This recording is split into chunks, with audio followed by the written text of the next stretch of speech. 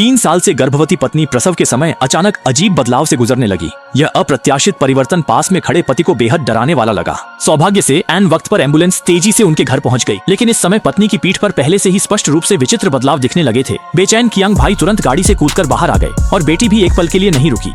इस समय उनके सामने सबसे बड़ी चुनौती यह थी कि पूर्णिमा की रात आने से पहले पत्नी को भूमिगत गुप्त कक्ष में सुरक्षित रखना होगा, वरना अगर वह पूरी तरह से वेयरवुल्फ में बदल गई तो वहाँ मौजूद सभी लोग मारे जाएंगे।